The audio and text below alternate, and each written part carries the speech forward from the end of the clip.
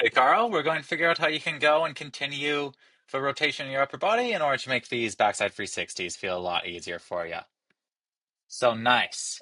Really great setup carve. Let's just go and stick with that for a sec.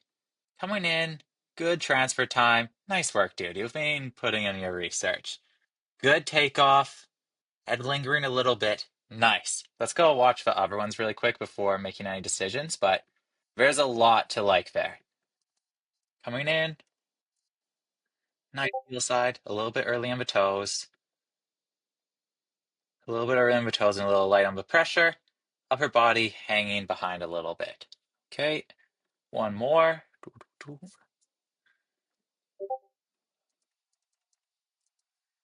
Coming in, toes.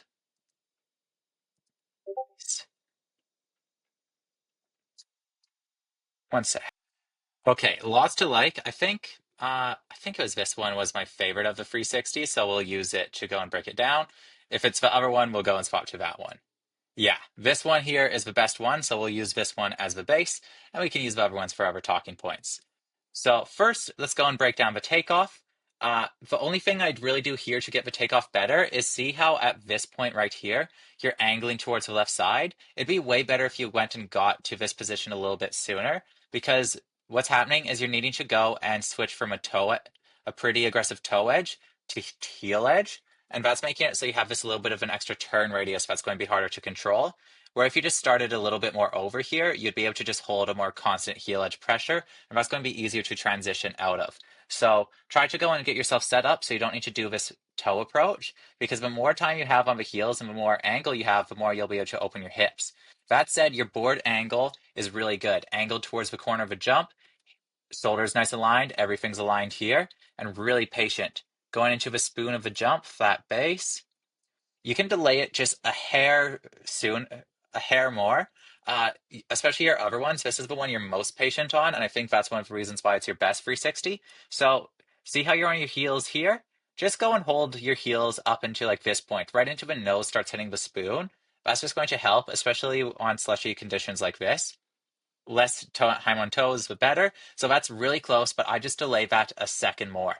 And I really like how you wait to go and wind up your spin for the backside 360.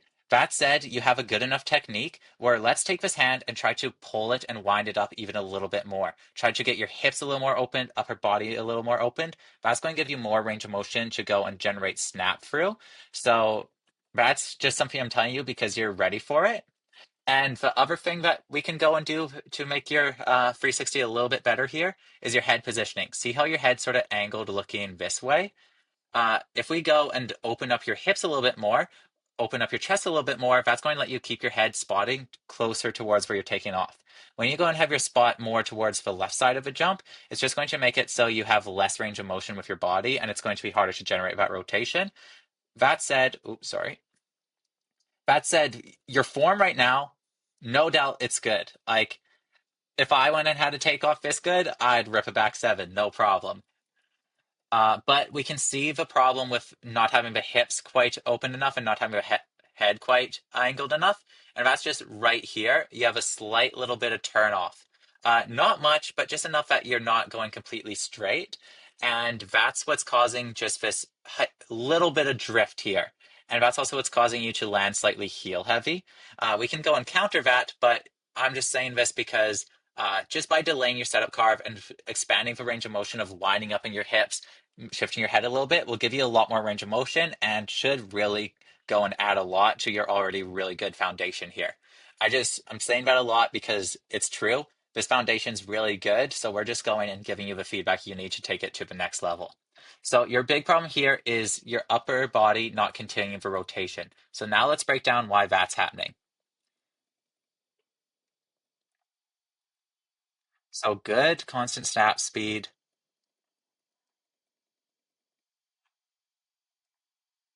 Hmm.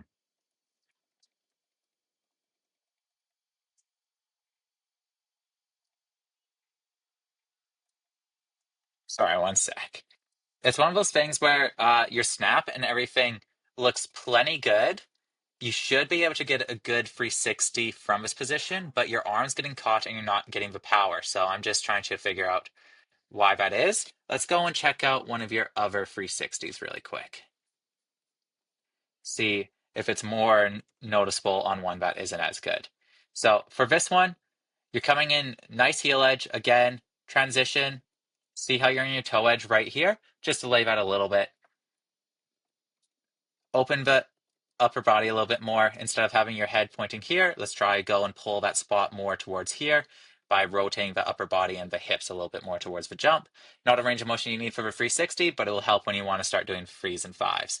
What, by the looking of your fundamentals, I'd say is something you're working towards. As you go and snap, you're looking. So this one's really simple. You're just going and looking a little bit over your shoulder, looking up and around and not really pulling through. But again, it's really close. All right, this is the last one. Let's see if this one goes and gives us an easy way to go and dissect what's happening here. I already have a few ideas for what you can do to go and fix this. I'm just trying to go and make it as easy to explain as possible. So we can see this one, you really get on your toes a little bit too soon, and you don't go and fully lock in that toe edge before you wind up, and that's why you're just sort of sliding and you didn't really get on that edge. Doo, doo, doo. So this one, you're literally just stopping your snap right there. So see how you're going and continuing that snap motion, and right here, you're halting for just a second. But if you just halt for even a second, it's going to be enough to stop your rotation. And this is making it so your head is positioned looking at this. So I think really the only thing that's happening here that's limiting your rotation is the fact that you're stopping your snap and keeping your eyes a little bit too much on the takeoff. So at this point in the jump, instead of having your eyes right over here, instead, you'd want your eyes more towards here. So I think this is also stemming from just going and having your eyes pointed a little bit too far to the left. So your eyes are pointed there. Then as you come up, oh, you're actually going, moving your head and looking even more over this way. Okay, that's definitely what it is. So first, I'm going to show you one of my backside 360s, and we'll use that to go and show you what you would need to change. So as I'm coming in here on the heels, I'm actually getting on my toes a little bit early. That's because this jump has a bit of a double lip. This is actually not as good of a backside takeoff as you are doing. The setup, everything about this isn't as good, but there's one thing that I'm doing that you're not in this position that's making it so my backside 360 works very well still. The first thing I want to note is see how my knees a little bit open, my hips are a little bit open. This is just giving me a bit more range of motion, but it's making what I'm about to teach you a little bit easier. The thing I'm doing is making sure that my upper body is continuing the rotation through. This one, I halt it a little bit, but still, what's happening here is as I go and leave off the takeoff, instead of going and locking my eyes at the point over here, instead I'm keeping my head rotating. And this is making it so at this point, as soon as my tail leaves off the end, and I start instantly pulling with my head, instantly start pulling with my arm. This is the one thing you're not doing. You're going and holding your rotation to make sure you try to leave off straight, and that's making it so you're going and halting your rotation. So my advice here, I didn't think I'd be giving this advice, but worry a bit less about the drift and worry more about generating power through the spin. So right now, your takeoff, your setup carve is really good. Oh, we'll use the other one. Let me just go and find it. Now my tabs are all messed up. I'll pause it and find it. All right. So the first change I want you to make is come in a little bit further to the left side, so you don't need to do this toe side setup carve first, just less variables, easier to control. Try to go and open your hips and chest a little bit more. So instead of having your spot over here, try to just go and take this shoulder and pull it a little bit more. Not much, but just by opening that up, it's going to make this a little bit easier, more range of motion, more room to snap. And then from this point, and this is really the only thing that you need to fix here, everything else is uh, just to help you get to the next level. But the only reason you're not succeeding at these backside 360s here is right here. See how your head is sort of going? That's too pixely. See how your head is holding this position right here?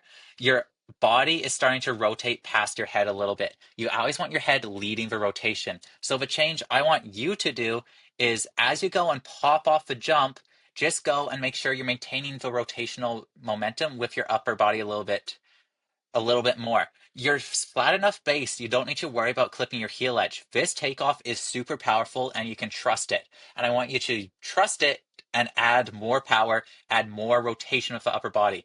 This is a great takeoff, but you're going and stopping your momentum just for a millisecond. So go, continue that momentum through. Here, let me go and demo this quick. So right now you're coming in. So right now you're coming in and you're snapping really good, but then you're delaying right here for a sec. Your body's continuing to rotate, but then you're trying to catch up with your head. And as you go and try to catch up with your head, what's happening is you're trying to look around. When you're looking around, it elongates your torso, makes this arm come back across, because by trying to go and pull your head too fast, this arm naturally wants to come back. So what you need to do is, instead of going and popping, having your head lock here, and then trying to look around, instead we need this head to go and continue a constant speed of rotation. So you're spotting the takeoff, popping up and over it, and as soon as your board snapped off the end, you're instantly taking this arm and pulling it. And as you're pulling it, you're also pulling with your head. So you're trying to end up in a 90 position with your upper body pulling and leading into a rotation like this.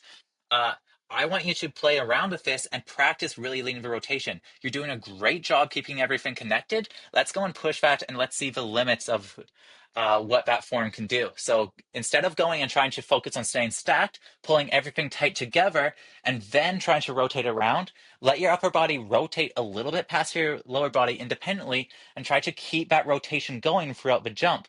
Because if you go and rotate and keep your rotation going with your upper body, you'll always be able to use counter rotation after the fact, but it'll give you a lot more control. So the big change you need to make is just to go and make sure that your upper body isn't halting. You're not keeping your head spotting forward longer than you need to. Instead, you're letting it track and lead the whole rotation. So after your tail snaps off, what do? You take your head, pull it under the shoulder, and pull that back arm along with a spin.